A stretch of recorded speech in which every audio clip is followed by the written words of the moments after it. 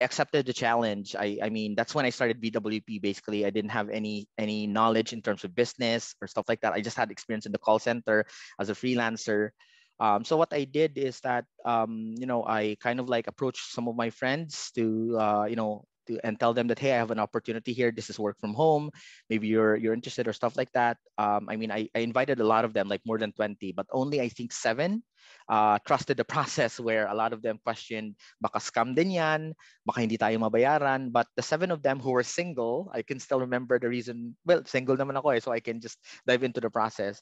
And so that's when I started VWP. Seven freelancers working from home, working for that client. And then going back, just like I said, I saw the demand of a lot of clients and companies that are really interested and confident with hiring Filipinos.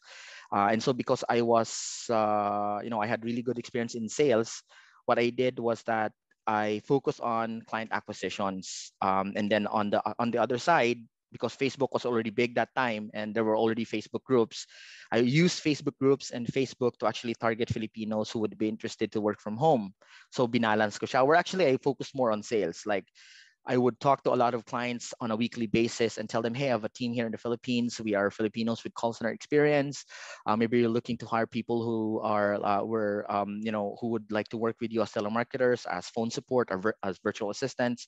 And on the other side, as soon as I meet a client, dun ako magfo-focus na naman sa recruitment. Like I would interview people also on almost every 2 days. Like I would have 5 to 10 people on Skype to interview them, right? So this is the offer. This is the hourly rate per hour sa offer natin, and these are the types of clients that we have. And so I balance sales and recruitment until such time that it hit me na more than, I think we reached more than 50 seats. And that's when I thought to myself that I really need to expand the company. Like I need to also get people to help me in HR. I also need to get people to help me in sales. And so that's what I did. And and the freelancers that have been working with me for the past like 1 year to 2 years, I kind of like promoted them as our business development managers, account managers, and HR.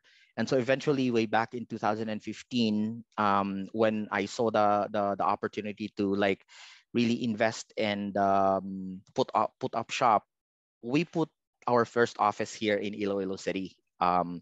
And I think from there, like the rest is history. Like right now, we have 9 offices all across the country, managing 476 agents and virtual assistants. And I think one of the reasons why we reached this far is because we trusted the process, we trusted the Lord that was guiding us. And I think I would say I'm confident to say that I'm really a good judge of character. Like every time I see a potential with someone, especially people who are working with us, I know where to put them. Like this guy is good in sales. This guy is really good in customer success. This guy will be really good in terms of handling our agents. So this guy is or this girl will be good in HR.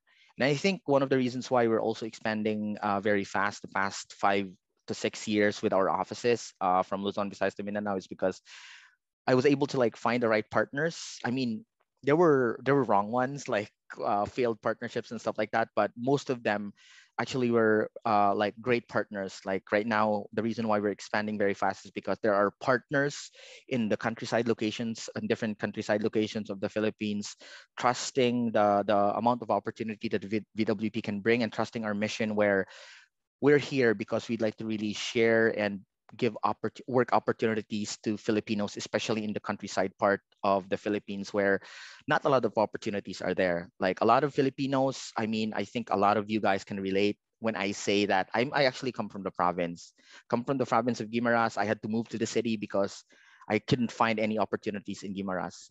And so with that being said, and that because of my experience growing up, that's the mission of VWP. Instead of Filipinos going to the cities just because they're looking for work or opportunities, we are the ones that are bringing work opportunities to their hometowns like Cadiz, Sagay, Dapitan, Iligan, Calibo, Uton, in La Union, in Pangasinan. I'm just mentioning the locations that where our offices are located right now, and those are not located in big cities. We are focusing our expansion in countryside locations, which is actually, I think, 70 to 80% of the source of workforce that are currently in the cities. I'm not, correct me if I'm wrong, but that's actually I think one of the stats that we got way back 3 years ago, where 70 to 80% of the workforce that are currently in the cities that are working in the IT BPM industry are actually coming from the countryside. That's why we're also confident that, we expand in the countryside. That way, we Filipinos do not have to leave their homes or their hometowns or their families just because they're looking for work. And I think that's also the reason why we're growing as a company, because we are actually providing value to Filipinos in terms of that aspect of their life, in terms of looking for opportunities. Leif, bale, let's just take a few steps back. Sure. 2009 to the current, you started with very few, 7 agents, 2011, now 476 agents in 9 sites. So I'm looking at your story, and you transition from being an employee to a freelancer, and then from a freelancer to a business owner, and then from a business owner, entrepreneur, to someone who will actually expand his business. So my question is, for the benefit of everyone watching here, how did you gauge you were ready to jump from one phase to another?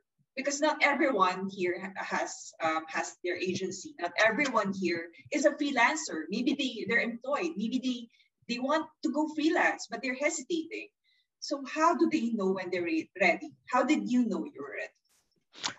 Well, to answer your question, I didn't know if I was ready or not. Basically, I just took on the challenge. Basically, that I think one of the reasons why I took on the challenge to put up an agency is because if you're a freelancer, the what they call this one, the safety of work is really not there. Like, if you're working with a client and suddenly there's like a change in internally in their company, and they decide that, hey, even if you're working really hard and you're effective in working for them, and they change internally, they would end your contract. Or worst is, if you're not performing really well, they would end your contract. So it will be a cycle of getting a client, ending a contract, getting looking for clients again. So it, like, the circle never stops.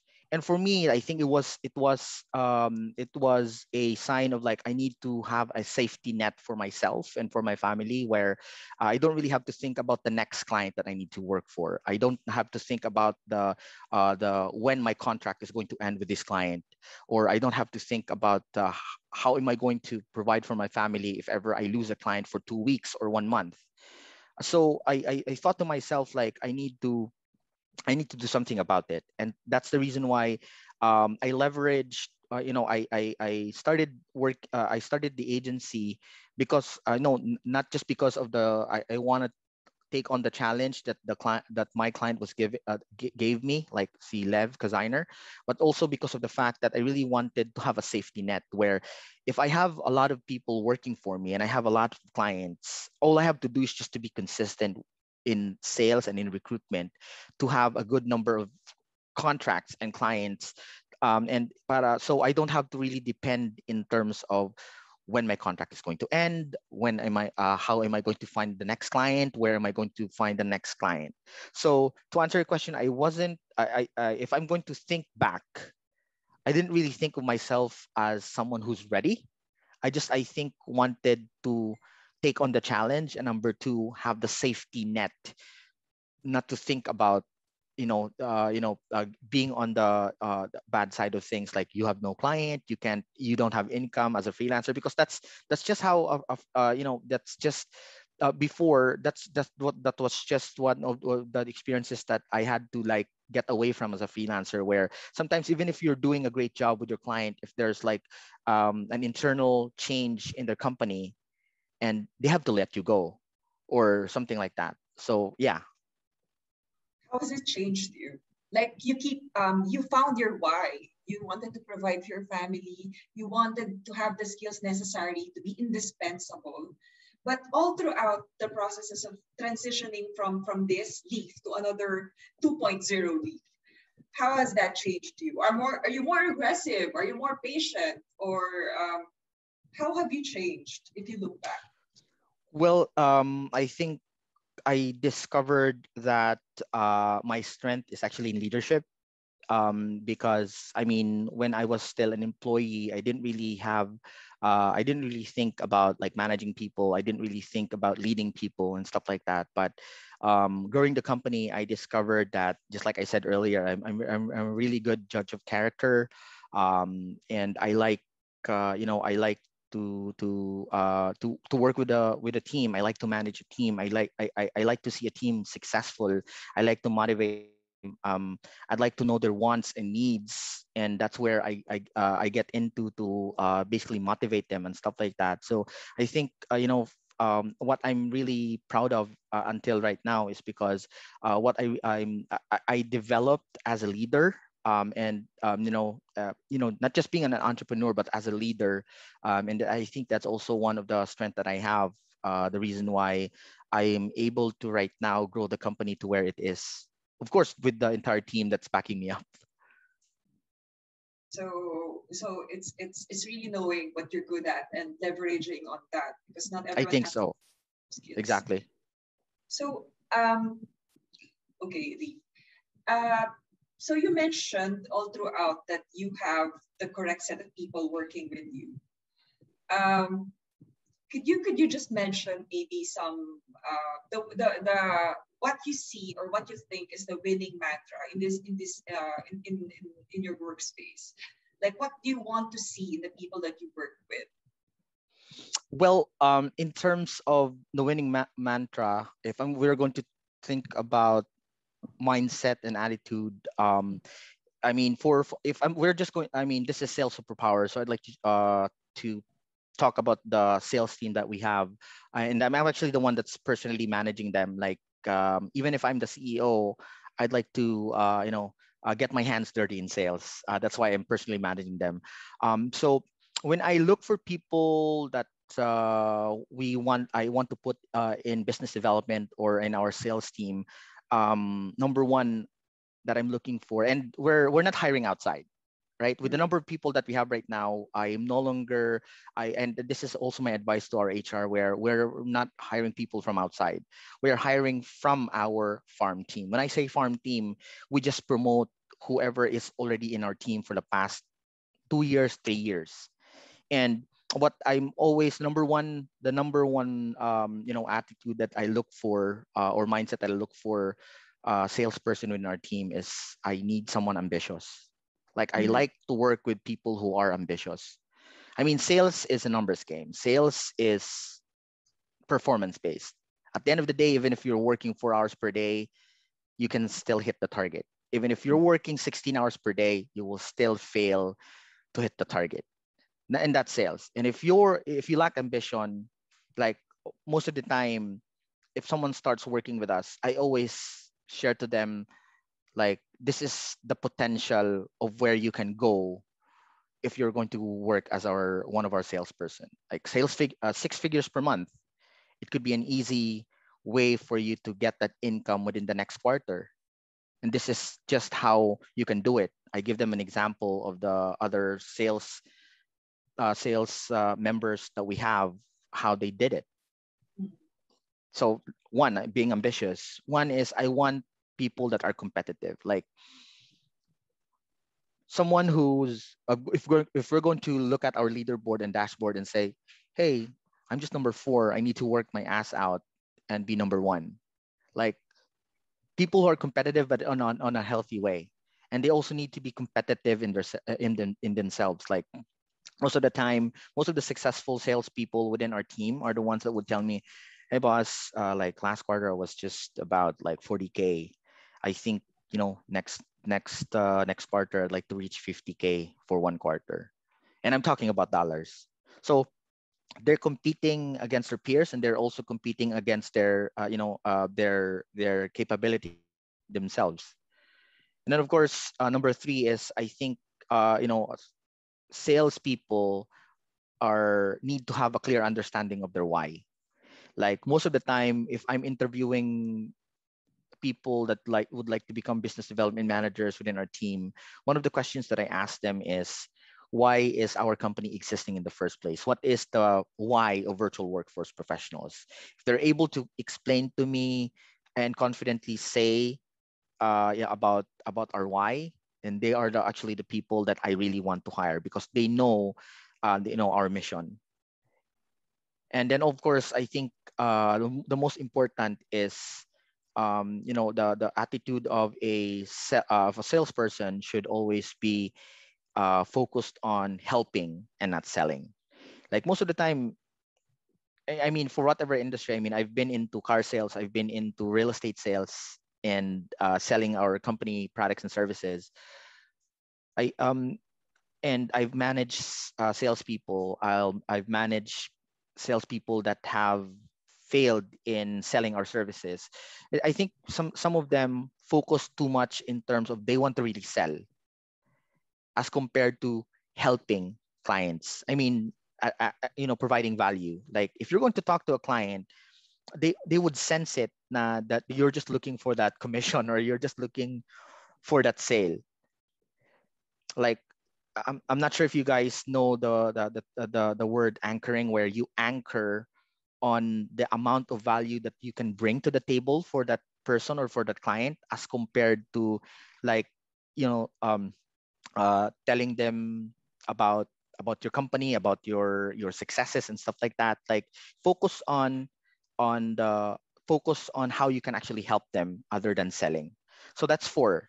um the winning mantra for me, for a salesperson or a sales team, is they have to be ambitious, they have to be competitive, they have to have a clear understanding of their why, and of course they need to focus on helping the client and not selling.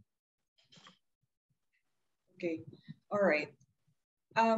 So that pertains to that applies to people you're managing, salespeople. But what if it's an individual person, like a solopreneur? How do they go about? What would you advise them to stay focused on their why and to really improve their sales skills? Well, Is it I think for the most part, if you're a solopreneur, it's really a matter of mindset, right? Mhm. You set your, I mean, if you're going to talk about mindset, it's really a lot of things. Uh, but at the end of the day, again, have a clear understanding of their why. Why did you start your business in the first place? Why are you staying up 16 hours per day in the first place, right? So you need to know, you have to have a clear understanding of your why, and be firm that that's really, the reason why you're actually, exerting effort. Mhm. And of course, the reason why I think people are becoming entrepreneurs is because they have ambitions. You have ambitions to be rich. You have ambitions that, with after 5 years I want to be a CEO. After 5 years I want to get a car or something like that. So um, you know it's if because if you lack those things, like the proper mindset to be a successful entrepreneur, um, uh, I think, you'll just go down the drain. Like for the most part, a lot of entrepreneurs are failing because they lack the attitude of having a clear understanding of their why. They do not focus on, and I think focusing on what they can control about their effort and attitude. Like effort is something that you can control. Like every day, what's your routine, and then your attitude. Like if you fell off the cracks, how do you get up back again? Like how is your why going to affect your reaction if you fail, if people are rejecting you or something like that. I have a So I'm not sure if go question. ahead. You, Leaf, I have a question. Regarding fail, you mentioned the word fail. How should a salesperson approach failure? Mistake, failure. I'm sure you've had these along the way. Can you just maybe go through one, or just the idea in general of how you you treated that failure or mistake? Well, I think uh, I would say failure or challenges are there to make us grow as a Mm, person, and as an entrepreneur. A lot of times, well, if I'm going to think about failed partnerships, for me, those were actually hard failures that I've actually experienced, where it hit me, where I became stressed. What do you call this one? It was one of the a lot like the darkest times of my life, where mm, I thought to myself, like, I think this is not for me, or something like that. But because I also have the right partners, and I thought to myself, like, whatever, take failure as a learning. And the reason why I think I'm saying right now, in front of you guys, that I found the right partners, is because I actually found the wrong ones, which mm. I learned from. So it's really a matter of failure is just a matter of, really, it's there because it's something that we can learn from. At the end of the day, time will pass and stuff like that, and you will just remember, that happened to me, and I learned from that. That's the reason why I'm here right now. Did it really hurt you? Did it It do did. damage to you, like It meant emotionally? mentally, emotionally, and I actually even questioned myself: is it me? Is it my is it my personality, or stuff like that? But at the end of the day, the right partners would tell me that, um, you know this is you, this is how we'd like to work with you, or something like that. So at the end of the day, maybe there are things that are, what do you call this one, that are out of my control, of what people will say towards me. But at the end of the day, there are also people that are saying great things about me, which I appreciate. And based on that, I learned from the mistakes that I've had. Like, so because I'm actually a person, I easily trust people. When I meet you, and I like talking to you, and I like you, I easily trust you. So, and I brought that in business, because that's how I grew up, being you know being someone who has a lot of friends, palabarkada. We also have a dance group where we travel a lot of times. We meet a lot of people, and so that was me before. Like, if I like you, if I like talking to you, like, I trust you that easy, and stuff like that. And that's part of the mistake that I had.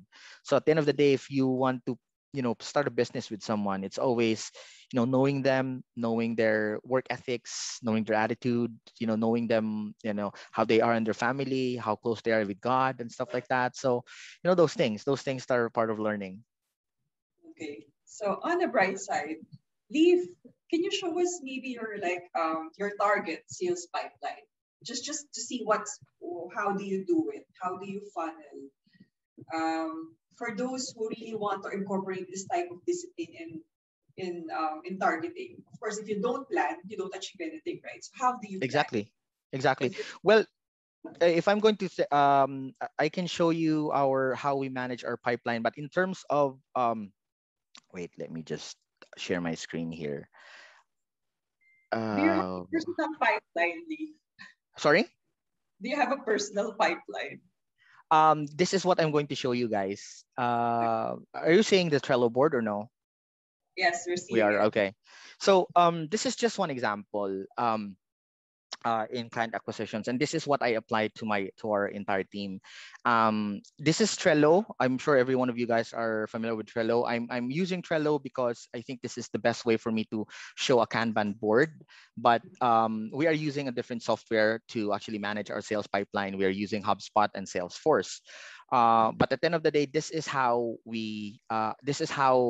I've been training my team to manage their sales pipeline.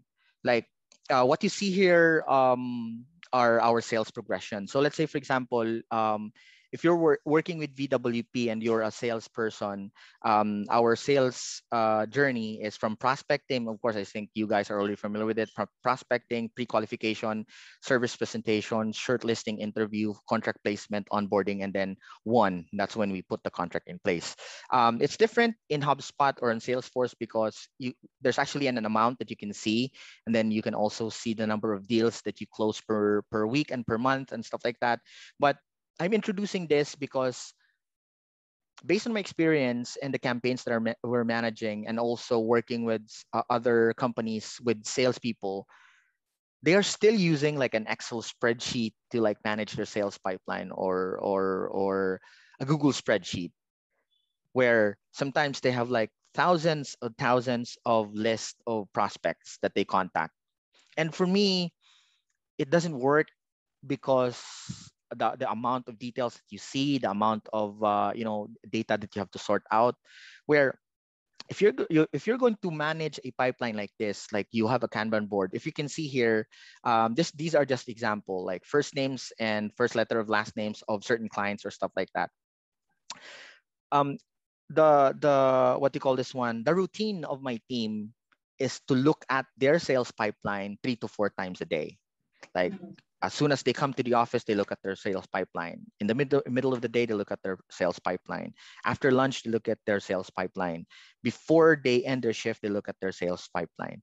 And if you manage your sales pipeline this way, you'll know who to prioritize or something like that. Like every time we go into the office, I always tell them, okay, look at the for contract placement stage. Who are the clients that are for contract placement?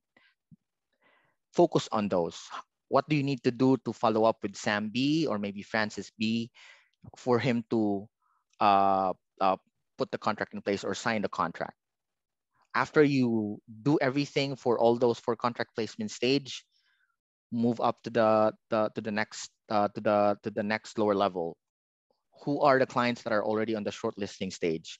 Shortlisting stage is the stage where we introduce a number of candidates or VAs within our team to the client so that they can choose who they'd like to hire.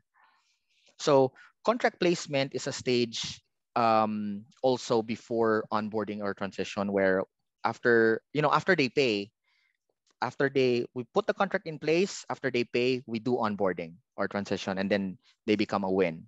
So um, basically, if you're going to manage a Kanban board or a sales pipeline like this, you'll know and you'll get familiar every day. Like if you're going to look at this 3 to 4 times a day, you'll know every day. Like you don't really have to spend 8 hours of your day looking at your Excel spreadsheet, looking at your emails. Where am I in this client? What am I going to do next for this client? But just looking at your pipeline like this on a Kanban board, you can already see who you will prioritize. Like who are the clients that have not paid yet? Who are the clients that for contract placement?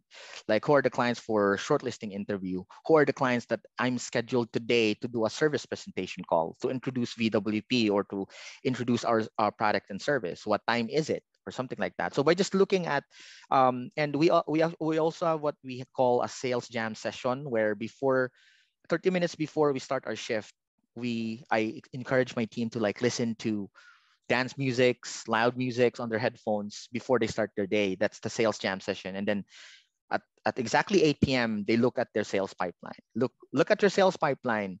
Who are the clients that you need to prioritize? Who are the clients that you are scheduled for service presentation? How many service presentation do you have today?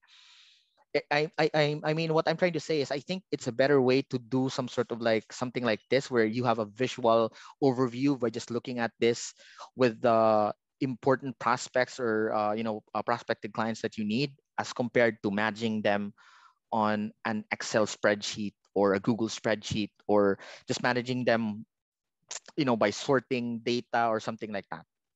So this is an example of our sales pipeline. How we put targets within our team is basically um, uh, it's I always talk to my sales team, and they know personally that I really care about their performance. I really care about them not being stressed because they're in sales. Of course, sales is a stressful, what you call this one is a it's a stressful job. But I see to myself na kahit, I'm helping them. So I'm being open. Like, this is our company target. So you also have to set your own personal target. Let's just say our quarterly target for each of our business development manager is $50,000 per quarter. And I always explain to them, so that's $50 per quarter. Most of the time, new salespeople would say, "Wow, that's very big. Am I going to be able to like reach that?" At the end of the day, I explain to them, 50K per quarter is just $16,500 per month, and that's just 8 to 9 clients. 1 month is divided into 4 weeks. Just have to put in place 2 to 3 clients per week or 2 clients per week, and you'll be able to reach 4K per week. If you're going to be consistent, or you're going to perform more than that on a weekly basis, 50K is something that's really attainable. And I also have another target where I call it a safe target for them. Like, if our sales team uh, doesn't reach the safe target, like 30K per quarter, they basically go back into demoted, like they need to be retrained or something like that. So basically, the commissions, passive commissions, will not be applicable to them or something like that. So they have a safe target. They also have a target that they really need to reach for the company. And then the good thing about us, though, is that I'm not sure if other companies are also applying this. For our business development or a sales team, we're actually giving 10% commission per contract, and it's passive. When I say it's passive, let's just say your contract per month is $10,000. So you get $1,000 for that per month, and it's passive. As long as that client renews, you get that 10% commission because you are the one that brought the opportunity to the team. So basically, as a salesperson within our team, the longer you work with us and the more clients you close, the more incentives and commissions that you get, because again, it's passive. It's not one time, it's passive. That's the reason why there's not a lot of business development managers that are actually leaving our company, because at the end of the day, some of them are already reaching 6 figures, and if they leave the company, they will lose that passive income, and the only option that they should do is just to perform really well. And whatever the target that we have here for target of the employer or of the company, or their safe target, that way they won't be demoted. They just have to reach that. They just have to perform and be consistent about it. And so that's it. That's our sales target and our I'm pipeline. looking at your pipeline and it looks really, really good. Like I could see like your conversion is really, really good from one stage to another. Having said that, how do you make sure that you retain this level of conversion? Because it looks very healthy. The pipeline looks very healthy, even out. Well, again, just like I said earlier, my advice to my team always is, this is the lifeblood of your job as a salesperson here in VWP, your sales pipeline. Again, they look at this 3 to 4 times a day. They look at this even on the weekend. Like, they even have HubSpot on their cell phones, right? So basically, as a salesperson, I mean, they don't even. The sales team that I have don't even look at the revenue. Most of the time, they only look at the number of deals that they can put in place. At the end of the day, revenue will just count on the dashboard. But the number of deals, one client sometimes one deal or one client can sometimes put in place 10 to 15 seats, amounting to almost $10,000 already. So that's just how we are managing it. Like, and constant reminder. Every 2 weeks, we jump on a call.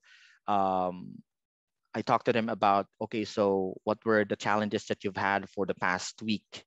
Anything that you need me to help? or anything that you need to join in terms of your call with the client that you need to help, you need help to. And then what are, who are the your priority clients on the next 2 weeks right now? If we can look at your pipeline, how are you planning to take action and execute so that we can bring them to a close, or for them to be a paying client, or for contract placement? So it's just a matter of really like constant communication with the sales team, making them feel that you also care about their performance.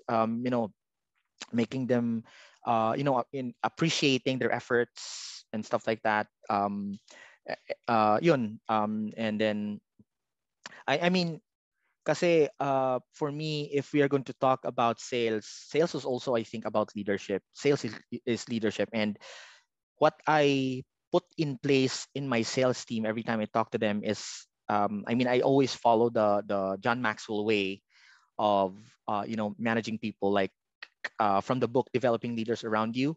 um, John Maxwell says that if you are managing people, or overseeing people, especially in sales, and you wish to develop them as leaders, because sales, again, sales is leadership. They're the ones that are bringing opportunities to the team. As a person that's managing them, you have to be responsible in appreciating who they are, appreciating their efforts. So show up, remind them every day about it, and then constantly remind them and show them that you also believe that they can do their very best. And then also I think this is what my team loves working about me, is because I always celebrate wins, small to big, to small to big ones. I always praise their accomplishments. I always praise their wins, and mention to them that, hey, last week parang 2K ka lang, for this week you had 7K. Good job, or something like that. So nag-zoom call kami or something like that. And then I think it's for me, it's my personal responsibility as the person that's leading them, to actually show them that sales, of course, is a numbers game, but you just have to be smart and be consistent, and just be open to all the challenges that that would come, if there are. So yun. Leif, all right. Before we go to the Q&A for the audience, and before we move forward from the sales funnel, um, how do you, because the part of essentially for this sales pipeline, very important is the prospecting and pre-qualification stage in Yes. order for these prospects to progress throughout the sales funnel. So, are there any tips or any know-hows that you'd like to share on how salespeople can prospect and qualify more Okay. efficiently? Before we move on to the questions from our audience.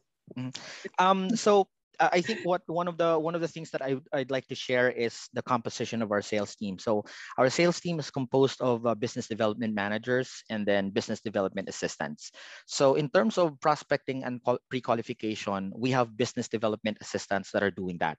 So before our business development managers does a service presentation call to a client, they're already being they were all they came from prospecting from our business development assistants, and they've already pre-qualified them, meaning to say, if I'm going to use a Filipino word, luto na siya before it goes to our sales team. So our business development assistants are the ones that are doing the prospecting from freelance marketplaces like Upwork, freelancer.com, Fiverr, golance.com.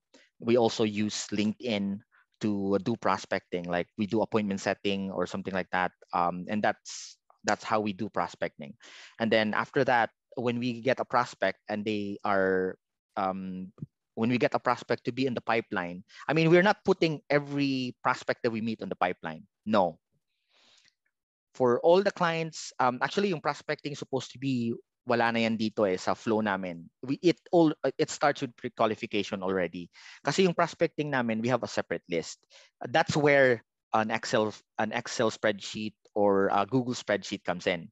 We have thousands and thousands of clients list that are coming from prospecting. And as soon as we pre-qualify them, as soon as they are on the pre-qualification stage, that means we are 60% sure that they are they are looking for VWP services, because we're not providing all of the services that can get online. We're only providing call center services and virtual assistants. If they if we they are already in the pre-qualification stage, that's when they appear on the pipeline on the first stage, which is pre-qualification. And then when we see when the BDAs confirm that, hey, Sir Leaf, this prospect is qualified. So the next step is for them to schedule a service presentation call with one of our business development managers. So technically, the business development managers are actually there to represent and be the face of the company. As soon as they jump on a Zoom call like this, they show their face, they sell the company, um, to prospective clients. But before they do the service presentation calls, luto na siya from our prospecting stage to pre-qualification stage, which are being done by our business development assistants. And then from the service presentation stage to a paying client, that's where our business development managers are handling those stages until they close the client. If we have a question from one of the Go ahead. attendees, do you have any tips for commission-based sales team? And then she added, how to keep them selling. Is it okay to recognize it because of being active, or sales lang talaga na closed? So how do you keep them selling? How do you keep them active? How do you recognize?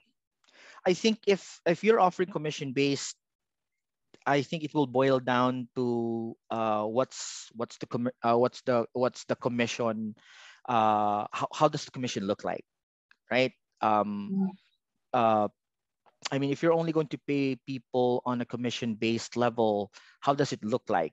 Is it going to be something kumbaga rewarding for them if they are really going to make a sale? At the end of the day, I think I know some clients that I mean, we're also doing prospecting to a lot of clients in the US and some other countries, and I know some of them are actually paying their sales team on a commission basis. But I think it all boils down to how does that look like. If it's rewarding, if it's really rewarding that it could really change their lives or something like that, I think that could be something that you can really continue doing or stuff like that. But at the end of the day, in order to really motivate people, it all boils down to like your target as a company and their target on a personal level. Like I talked about being ambitious earlier. Like if a person is ambitious and and you know that this person is really motivated to really like maybe to get the job done, get that six figures income or something like that, you just have to show them the way. Like with the opportunity that you have here, this is commission based. You just have to make 5 sales per month or 3 sales per month in order for you to like reach 6 figures. So at the end of the day, you have to just be very clear, and you have to show them the way of to the way where it's going to be rewarding for them, I think. We have another interesting question. Does the prospector get a commission or just the one who closed the sale? What do you think is more apt? They do. So for our business development managers, they get 10% commission. For our prospectors or business development assistants, they actually get 2.5% commission. Why is that so, Leif? Why do you think this? Well, at the end of the day, when you are a BDA, your task is repetitive. You're doing research, you're sending proposals, connecting with clients, and you're just trying to set an appointment for the business development manager. While the business development manager is the one that's selling. Again, they're the face of the company. They're the ones that are selling. They're the ones that are convincing client that, hey, we're here to help and we'd like to provide value to your company. This is the cost. This, they're the ones that are sila yung umaaral in terms of the selling points of the company. What are the value propositions of the company? They're the ones that would bring the clients to a close. So that's why. Okay, is it okay to recognize or award them because of being active or sa sales lang talaga na closed sales? Well, you have to be specific about it. I think like when you're in sales, again, it's a numbers game. It's performance based. At the end of the day, again, if your salesperson is working almost 16 hours per day and they don't bring numbers to the table, do you think it's okay to reward or recognize them about it, or be open and talking to them, and telling them that this is what you should do? I mean, instead of, I think, rewarding them, because at the end of the day, I think there's also like a term that John Maxwell uses, like the difference between average people and performing people. Like if your sales if your salesperson is not performing really well, and you reward them and you recognize them, you are actually rewarding them for being average or being mediocre. But at the end of the day, if I think on in sales, and this is something that every one of us needs to accept, it's a numbers game. It's performance based. So you have to recognize and reward people that are actually putting numbers on your dashboard, on your leaderboard. At the end of the day, I mean, as if you're, I'm not sure, Crystal, if you're a business owner, or a manager, but at the end of the day, if you're rewarding people who are not bringing numbers to your sales team, you're actually rewarding mediocrity, or average performance. So no, my answer is no.